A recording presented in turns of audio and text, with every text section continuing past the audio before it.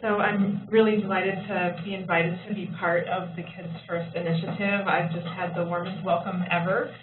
It's really exciting, especially at this point in our webinar, to kind of switch gears and really think about how we're going to interpret all this omics data and leverage all of the amazing infrastructure that we've heard about all morning, and combine that with what we understand to be the phenotypic outcomes of all of that underlying biology and our useful resources that we have to understand it. So I'm going to give a bit of an introduction about deep phenotyping and how we can use phenotype data and phenomics in combination with genomics and other omics analyses. And so this is really introductory. I also wanted to just take a pause to talk about the fact that we have a diverse audience both on this webinar as well as in our community that's going to leverage the Kids First program and DRC. And so within this presentation, for those of you, especially patients and basic science researchers and community members that may be interested, there are links throughout this presentation that will be shared later for you to follow up, and I'm happy to answer questions in the future. So how do we meaningfully group patients when each one is fundamentally an individual? And so we think we can take our central dogma of, genes plus environment equals phenotypes. We're all taught this in grade school. And that's fundamentally true at some level, but really when we especially think about the phenotypic characteristics, they're incredibly diverse, much more diverse in some ways than what we think about our genomic data. Signs and symptoms, demographics, exposures, diet, traits, and it's all temporal and spatial. So how do we possibly boil that ocean and use it for how we interpret the genome for genomic medicine purposes? So what we'd like to do, we'd like to propose, is that it's not just obviously genes plus environment equals phenotypes, but that we have a huge amount of knowledge that we have already revealed in biology that are about the relationships between genes and environment that result in phenotypes. And really, the situation looks much more like this. But figuring out what all those squiggly lines actually mean and using them computationally and understanding how that phenotype data can inform diagnosis and treatment of our pediatric cohorts in the Gabriella Miller Kids First program is our challenge. And so this is really a new thrust and a new challenge for the program, is to really figure out how do we bring that phenotype data into harmony. As was mentioned earlier, there's lots of harmonization going on in the Kids First program. So how do we do that? So one thing that we know is that we actually know a lot about the relationship between genotypes and phenotypes from other organisms. So if we just look at the number of human protein coding genes in the HGNC, and these numbers are from April, but they're largely still the same. We have about 19,000 coding genes for humans. And if we look at how many of those we know of the causal relationships between mutations in those genes and phenotypic outcomes, or causal mutations, these are causal mutations, we have roughly 4,400 of those genes. So that's actually a lot of genes that we don't really understand the phenotypic consequences of variation in. So if we take the orthologs in the 5 top most widely used species, so here the fruit fly, yeast, mouse, zebrafish, and the worm, and we look at what we understand to have causal mutations and their phenotypic consequences of, we actually have 15,000 of those genes covered in terms of some understanding of phenotypic consequences of mutation. And if we take the union of those, we have 83% coverage of the human coding genome, which takes us from 23% coverage to 83% coverage. That's a whole lot of phenotype data that we are not really adequately leveraging in the context of genomic medicine that we'd really like to tap into. So help can come not just from those 5 traditional models of disease, but from many other places. Evolutionary biology is our laboratory notebook, as Francis Collins said. That's not an exact quote. here's some nice examples. So, for example, the dog retina has area centralis, which is analogous to the human macula, and has a fovea-like region that's very similar to humans, and it's very useful for studying cone diseases. Naked mole rats don't get cancer. Why is that?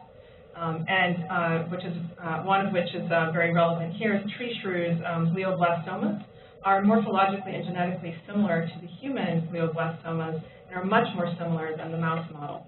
So we must think beyond our traditional models of disease. And while they've been very useful because we know how to breed them in the laboratory, there's a lot of biology going on in very many different types of organisms, and we want to make that phenotypic data computable as well. So we call this the chasm of semantic despair. Here, the chasm of semantic phenotypic translational despair. And the point is that the kind of data that we use, the kind of ways that we use to represent clinical data there on the right, from the electronic health record, from patient-generated data, about clinical labs, specimens, some of the information that we will be getting in the Kids First program is fundamentally not the same representation as the way in which we describe anatomy and morphology, gene expression, molecular modeling, cellular models, molecular assays in our organismal resources. So that's me at the bottom of the semantic despair, chasm of semantic despair, trying very hard to figure out how to help all of these people and their data talk to each other. So ontologies, you knew this was coming, can serve as the bridge for phenotypic harmonization. So I'm going to try to explain a little bit about how we can use ontologies to help harmonize phenotype data, which is a very different type of harmonization than we use for the lovely presentation that we heard about genomic data harmonization.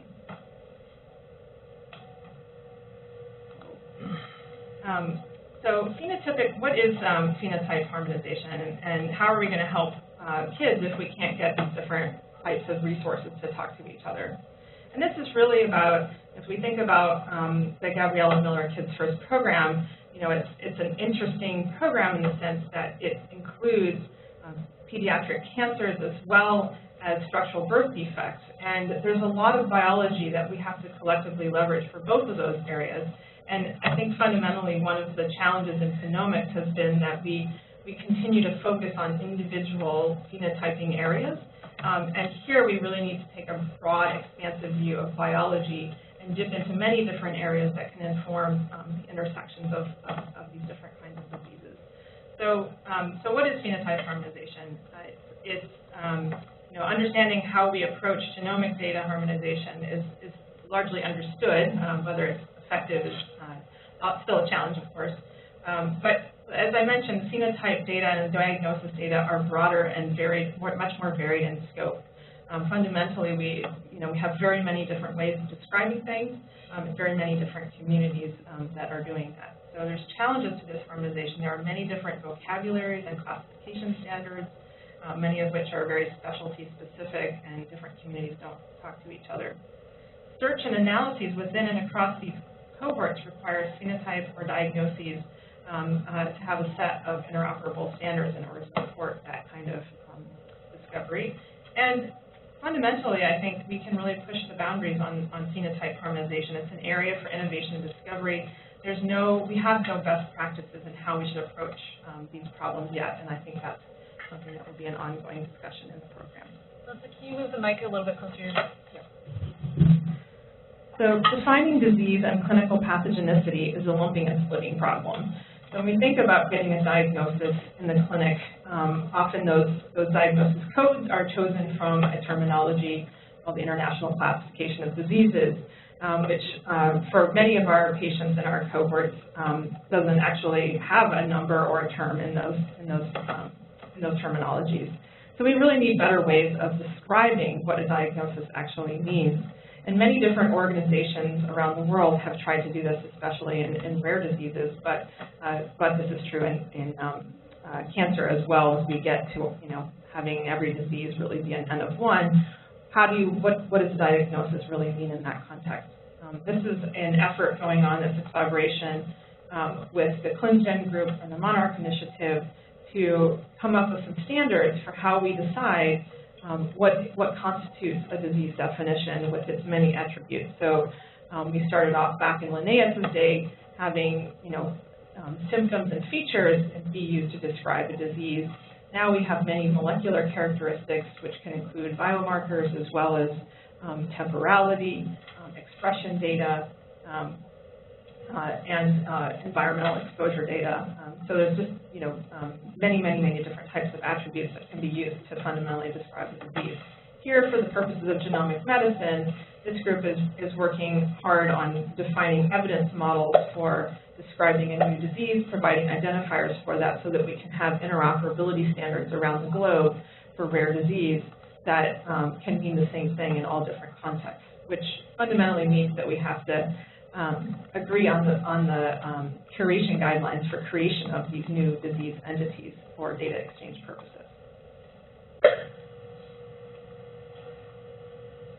I wanted to introduce the human phenotype ontology. We heard a little bit about it earlier when we were looking at the file browser.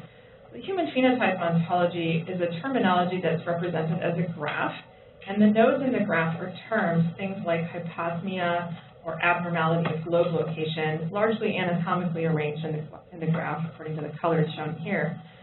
People often ask us, why do we need yet another clinical terminology? Don't we have enough of them already? The answer is, well, not so much. We actually do need a new one. And that is because the human phenotype ontology aims to describe the phenotypic attributes of a patient in the same way that we would describe any organism in any scientific study, which fundamentally is very different than the clinical terminologies that have been developed to date for many other purposes, such as quality of care in an EHR system. The other fundamental difference between the human phenotype ontology and other clinical terminologies is that each one of these terms such as hyposmia, is described with some underlying logic that relates that term to other data sources and other terminologies. So here, hyposmia is described as an abnormality in the sensory perception of smell, which is from the gene ontology, which in this case has 34,000 annotations from 22 different species. So this really allows us then to have a computable representation of the phenotypic features of a patient that are fundamentally integrated with other data resources that are biological in nature. So just very briefly, a little bit about how do we actually cross that chasm of semantic despair. Here we have a human phenotype at the top, palmoplantar hyperkeratosis, which in order to help the computer understand how that might relate to a phenotype in another species, is represented with some underlying logic from species-neutral ontologies such as the gene ontology, but also the Uberon anatomy ontology, the cell ontology, the chemical and biological entities ontology, and a number of other ontologies that are species-neutral. So here, palmoplantar hyperkeratosis is the increased keratinization in the stratum corneum layer of the skin located in the autopod. And that logical description a computer can read. And so when it sees it or a logically related description, it knows that ulcerated paws that are described in the mouth is a phenotype that is similar to the human phenotype of palmoplantar hyperkeratosis. So using this technique, we are able to cross the species divide. And this was a paper that was just published last year. It was a collaboration between KOMP and IMPC, which was mentioned earlier, and the Monarch initiative to look at cross-species phenotype comparisons. And here, we actually identified 135 new candidate genes for Mendelian disorders that we knew were Mendelian but had not yet had an identified molecular basis to date. So an example is shown over there on the right, where we have a new model for Diamond-Blackfan anemia based upon this phenotype similarity approach that I just showed. Here, increased mean corpuscular hemoglobin and decreased erythrocyte cell numbers and differential expression now shows that maybe this gene may account for 46% of people that have Diamond-Blackfan anemia with an unknown genetic cause to date. So this is really exciting. We're really able to reveal candidate genes for understanding diseases based upon phenotype comparisons, somewhat analogous to a phenotype blast that we've had in the past. So we can also take this approach and combine it with genomic analyses.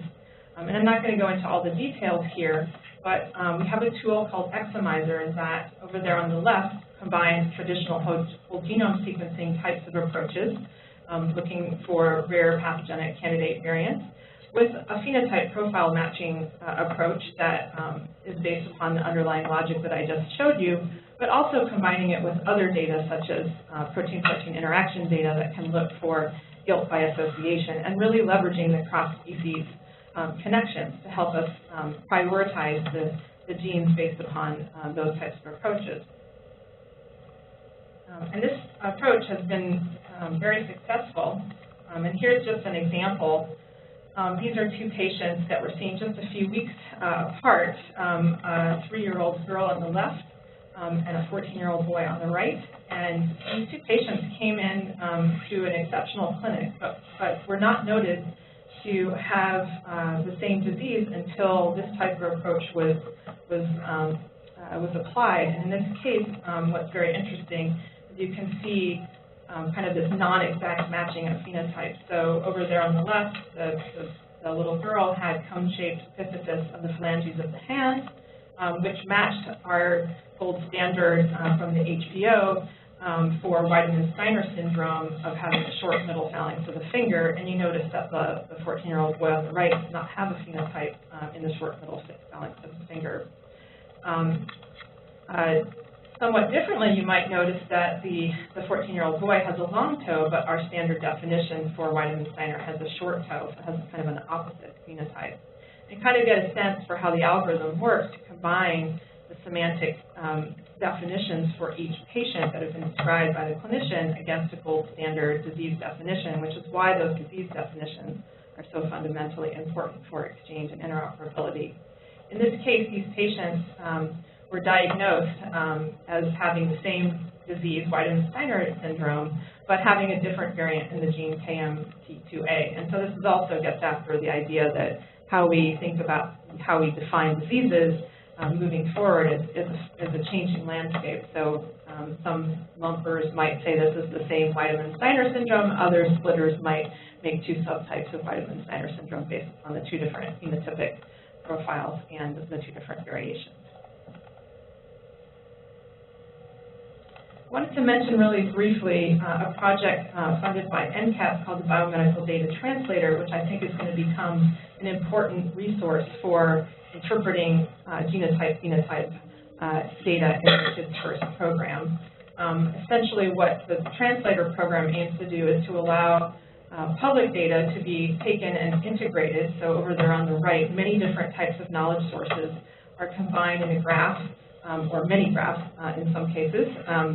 And a number of different analysis modules are developed to query those integrated data across those graphs and be able to combine that with clinical data, either EHR data, specifically we're focusing on EHR data, but it could be any kind of clinical research phenotypic data, to sort of iteratively refine genotype-phenotype hypotheses and provide candidate variants, candidate drugs, candidate modifier genes that might be targeted. We'll be excited to see how we might connect this with some of the Kids First resources. So I wanted to talk a little bit about some of our work on how patients and families should be empowered to help with the phenotyping data as well. When we look at EHR data, it's very infrequent time points. It's not the day-to-day life of the patient.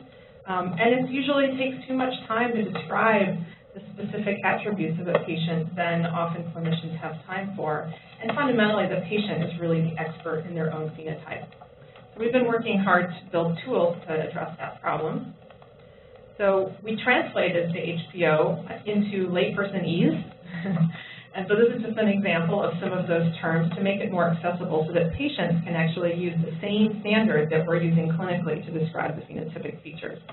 So here, you might have a term like micronaphia, which would be described by a patient as having a small jaw, or arachnodactyly, which would be described by a patient as having spider fingers.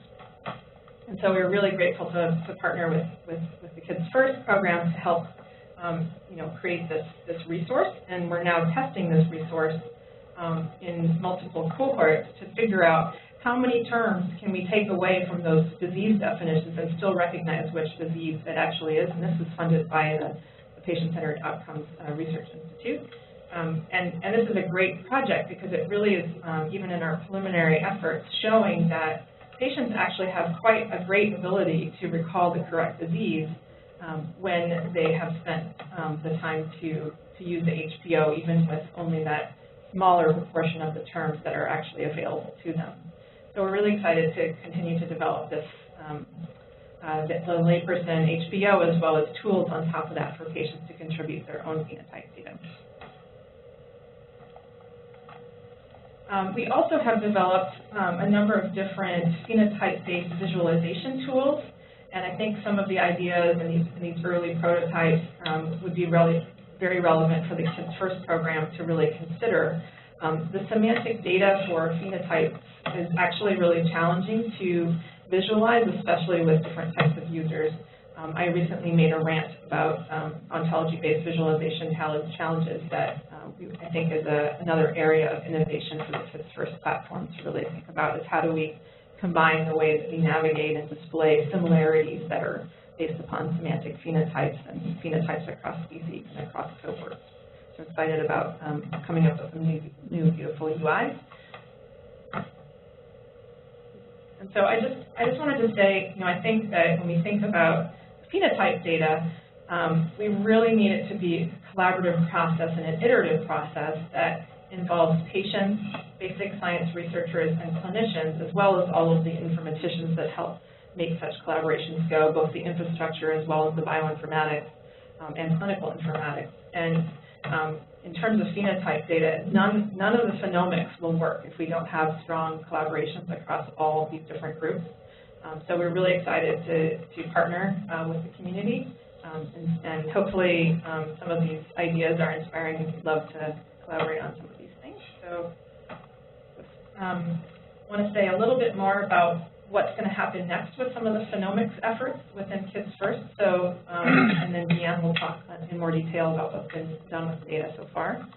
So curating phenotypic information using ontologies, that many of which I discussed already, harmonizing the data across studies, providing summaries and whether visual summaries or textual summaries or tabular summaries of the phenotypic data, working with organizations like GA4GH to aid the development of standards and phenotypic exchange across different programs, and then leveraging all the phenomics data, all the sources that we can get our hands on, all the different domains and across species. We need to use all of our biomedical knowledge to help inform underlying mechanisms. And then developing quality assurance tools and best practices around phenomics, which we don't yet have in the community.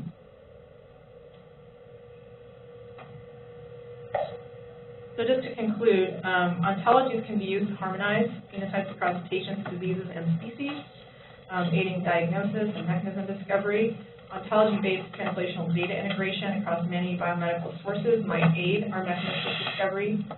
Patients are a key source of phenotypic information, and both patients and clinicians need to participate to maximize diagnostic capabilities and identifying treatments. Development of interoperable standards are required to make phenomics a first-class citizen alongside genomics. Something I've been telling NIH a lot lately.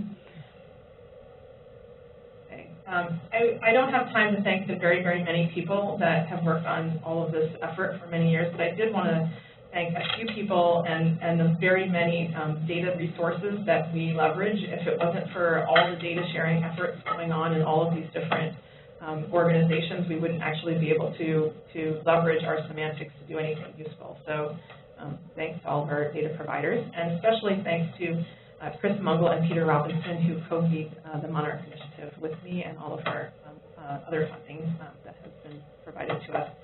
Monarch is actually funded through the Office of the Director, in part because it's cross-species and pan-disease, and I think it's an interesting, it's a really wonderful partnership to see that happening for Kids First as well as NIH is moving more towards informatics efforts that really leverage the deep expertise in the different domains and different species. So it's a great opportunity.